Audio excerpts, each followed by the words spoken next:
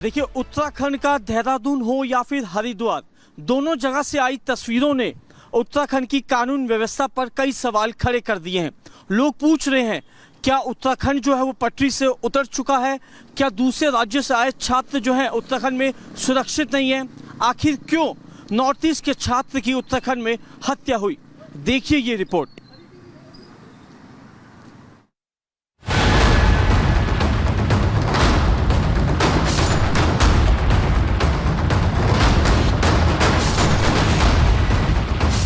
उत्तराखंड में पुलिस का इकबाल कितना बुलंद है, ये दो तस्वीरें बताने के लिए काफी है।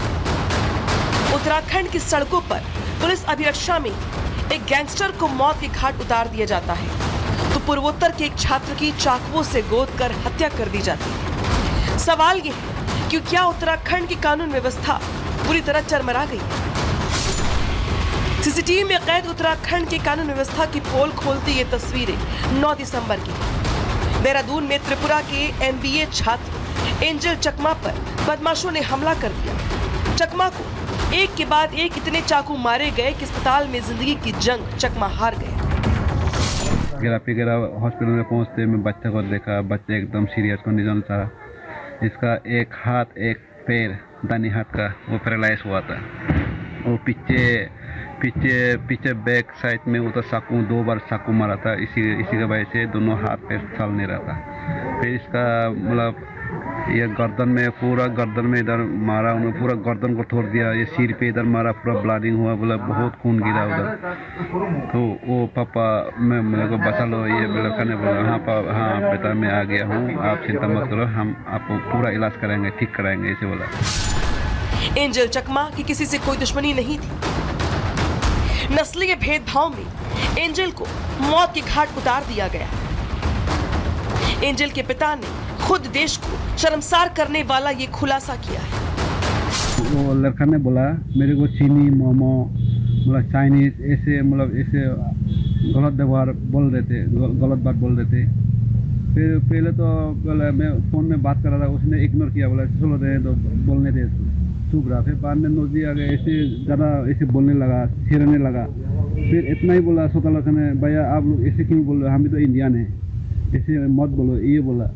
ऐसे बोलते उसको मतलब उन लोग हाथ में कारा पहनते हैं, वो कारा से सिर पे मारा, पीछे साइड में मार के सीधा उधर नीचे गिरा दिया बच्चे। एंजल के 5 हत्यारों को देहरादून पुलिस गिरफ्तार कर चुकी है। लेकिन पूछता है भारत ग्राउंड जीरो से कि क्या अपने ही देश में पूर्वोत्तर का छात्र होना गुनाह है? क्या अलग रंग और भाषा होना गुनाह है? नस्लीय भेदभाव करने वालों का इलाज क्या है? और सबसे बड़ा सवाल तो ये कि क्या उत्तराखंड की पुलिस दूसरे राज्यों से आकर रह रहे छात्रों को सुरक्षा देने में फेल है? उत्तराखंड का तंत्र तब जागा जब एंजल चकमा की जान चली गई। अब हर कोई दुख मना रहा है, शोक में है, कष्ट में है। बहुत हमारा एक्चुअली में बहुत ही दुखद घटना हुआ। हम बहुत दुखी हैं इससे, और इस पर हमने बहुत सख्त कार्रवाई के लिए कहा है यहाँ पर, है ना। और 4-5 लोग जो भी इसमें थे बदमाश, 5 गिरफ्तार कर लिए गए हैं, जो भी इस घटना में जिन्होंने भी अपराध में किया है। और एक कोई नेपाल का था, शायद वो नेपाल भागा हुआ है, कहाँ है, तो उसके ऊपर इनाम यहाँ घोषित हमने कर दिया है। और उसको पकड़ने के लिए भी टीम वहाँ पर भेज दी गई है पुलिस की ना। लेकिन चलिए अब ये तो सब हो ही जाएगा, लेकिन बहुत दुखद है और हम बहुत दुखी हैं, मतलब सच में बहुत कष्ट है हमको। चाकुओं से गोद कर हुई एंजल चकमा की हत्या ने पूर्वांचल के छात्रों में दहशत भर दी है। उत्तराखंड में रहने वाले छात्र अब डरे और सहमे हुए हैं। उत्तराखंड की सरकार से सवाल पूछ रहे हैं कि जनाब हमारी रक्षा कौन करेगा? जो भी फ्यूचर में यहाँ पढ़ने के लिए आना चाहेगा वो तो डर जाएगा कि ये नॉर्थ ईस्ट वाले के एक भाई जो है उसके साथ ये सब हुआ है, तो दुख लगता है हमें भी, क्योंकि हम भी उस ट्राइब के ही है। जिस भाई चकमा है तो हम भी चकमा ही है। ये सब